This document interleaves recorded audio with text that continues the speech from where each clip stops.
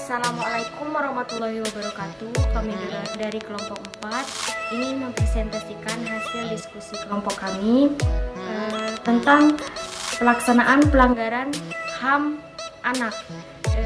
Sebelumnya perkenalkan, nama saya Feby Sudianti. Perkenalkan, nama saya Nur Hasana.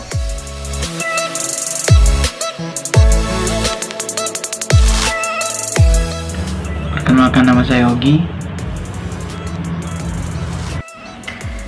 Baiklah, di sini saya ingin menjelaskan tentang pengertian hak asasi manusia pada anak. Jadi menurut Kamus Besar Bahasa Indonesia menyebutkan bahwa hak asasi manusia pada anak itu yang pertama, anak itu yang benar, yang kedua memiliki atau kepunyaan, yang ketiga memiliki kewenangan, yang keempat kedudukan yang berbuat sesuatu, yang kelima kekuasaan yang benar atas sesuatu yang menuntut sesuatu, dan yang keenam derajat atau martabat. Anak tersebut memiliki derajat atau martabat itu sendiri, memiliki hak, memiliki sesuatu yang mungkin masih dimiliki oleh anak-anak lain, dan di mana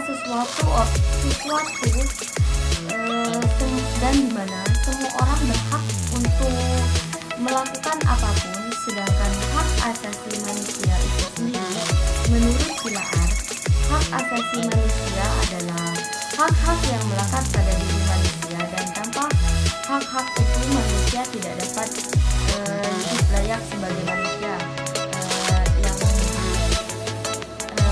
seperti layaknya anak. Hak tersebut diperoleh bersama dengan kelahirannya atau kehadirannya di dalam kehidupan masyarakat. Anak tersebut di dalam kehidupan masyarakat. Hak asasi manusia juga bersifat umum atau bersifat universal, karena diyakini bahwa beberapa hak dimiliki tanpa perbedaan antar bangsa, ras, bahasa, jenis kelamin. Hak asasi manusia juga bersifat supralegal, artinya yang tidak tergantung pada adanya sesuatu negara atau undang-undang yang berwenang. Kekuasaan pemerintah bahkan memiliki kewenangan yang lebih tinggi karena berasal dari sumber yang lebih tinggi.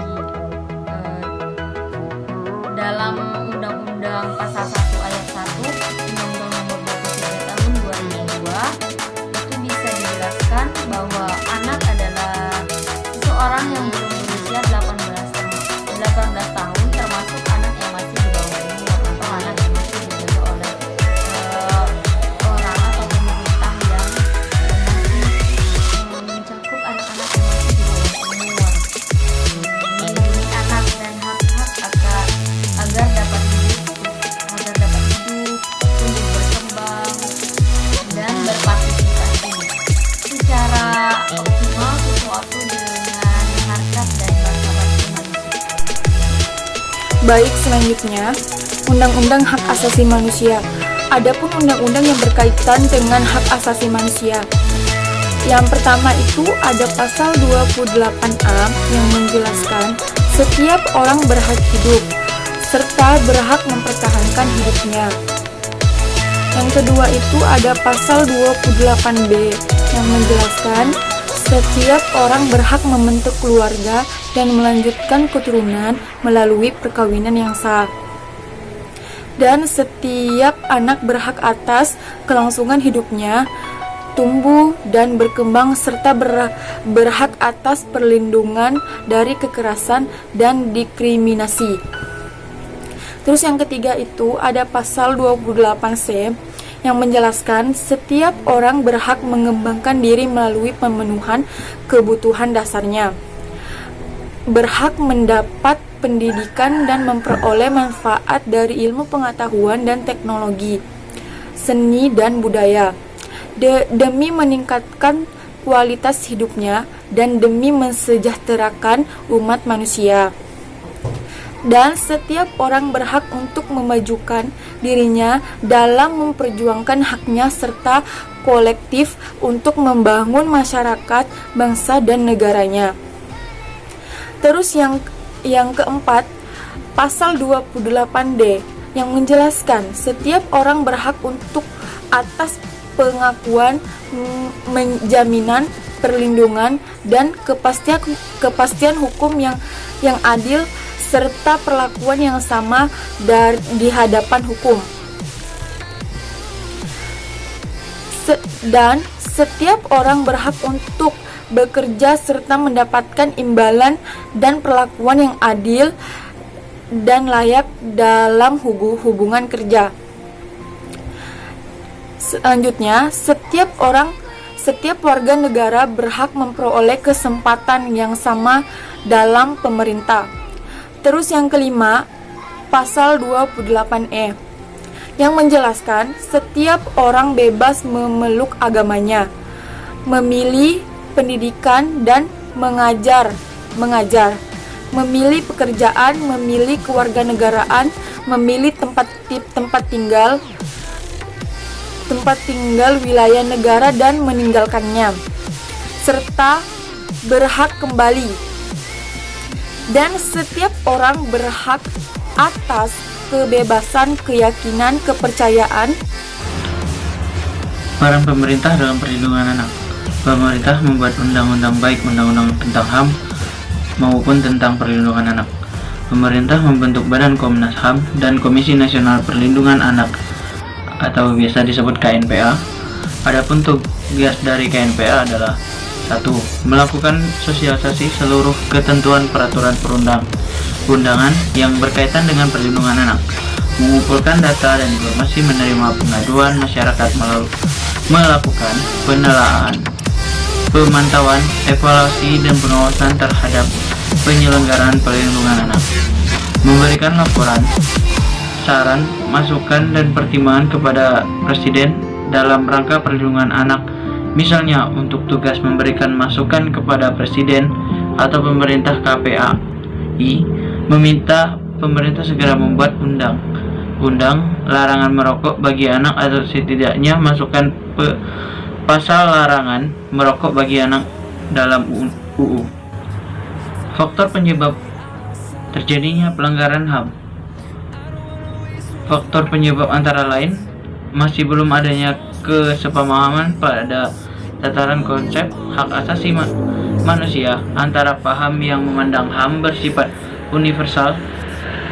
universalisme dari paham yang memandang setiap bangsa memiliki paham HAM tersendiri berbeda dengan bangsa yang lain, terutama dalam pelaksanaannya atau partikularisme. Adanya pandangan HAM bersifat individualistik yang akan mengancam kepentingan umum dalam atau disebut dikotomi adalah individualisme dan kolektivisme. Kurang berfungsinya lembaga penegak hukum atau polisi, jaksa, dan pengadilan. Pemahaman belum merata tentang HAM baik di kalangan sipil maupun militer. Di samping faktor penyebab pelanggaran hak asasi manusia tersebut, yaitu kurang dan tipisnya rasa tanggung jawab. Kurang dan tipisnya rasa tanggung jawab ini melanda dalam berbagai lapisan masyarakat, nasional maupun internasional, untuk mengikuti hati sendiri, enak sendiri, malah juga kayak sendiri, dan lain-lain.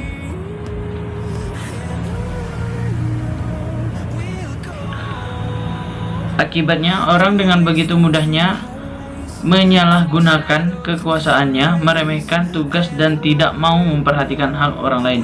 Selain itu, ada faktor eksternal dan internal, yaitu faktor internal, keadaan psikologis para pelaku, sifat egois, tidak toleran pada orang lain, dan tingkat kesadaran para pelaku pelanggar HAM.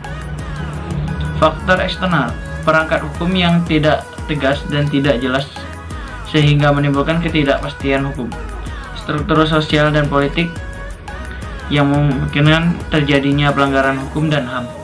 struktur ekonomi yang menimbulkan kesenjangan ekonomi dan kemiskinan memungkinkan seorang melakukan pelanggaran hukum dan HAM. Teknologi yang digunakan secara salah dapat menimbulkan kejahatan.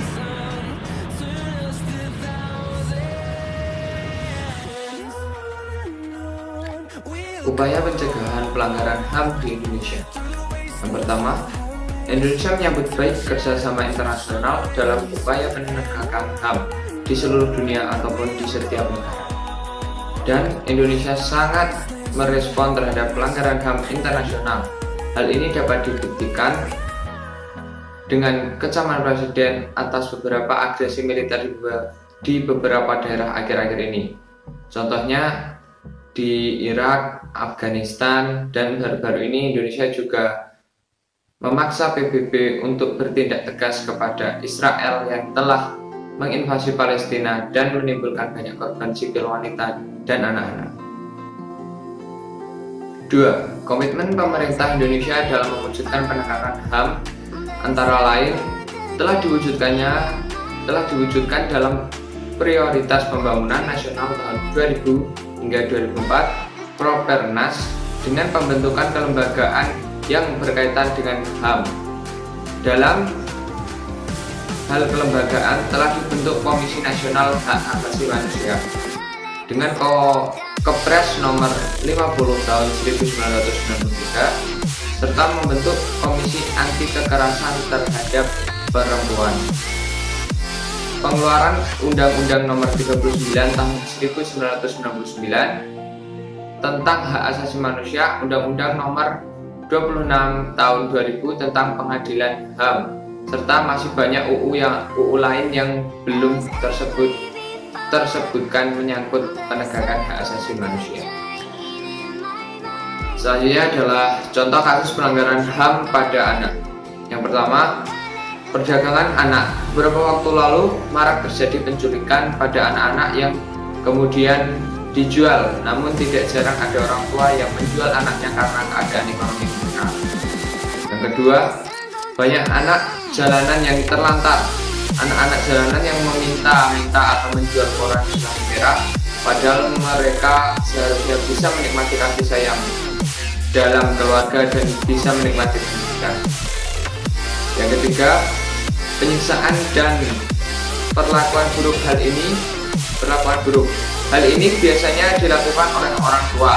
Terkadang hanya karena anak melakukan tindakan yang tidak sesuai, anak kemudian dihukum dengan menggunakan kekerasan. Yang keempat, tindakan asusila pada anak. Misalnya tindakan sodomi dan pemerkosaan terhadap anak di bawah umur, bahkan yang terjadi pelakunya adalah orang tua mereka sendiri. Pemerintah Indonesia telah melakukan banyak upaya untuk mengantisipasi banyaknya tindakan yang melanggar HAM anak dengan menyusun peraturan perundang-undangan yang mengatur tentang perlindungan HAM dan membuat Komisi Nasional Perlindungan Anak (KNPA). Namun walau demikian tetap masih banyak terjadi pelanggaran HAM anak. Misalnya perdagangan anak, penelantaran anak, kurang gizi, minimnya pendidikan, pernikahan dini, dan masih banyak kasus lainnya. Selanjutnya yaitu saran. Setiap manusia harus menyadari bahwa hak asasi manusia merupakan hak yang tidak dapat diganggu-gugat oleh siapapun. Kita bisa memulai dari kita sendiri.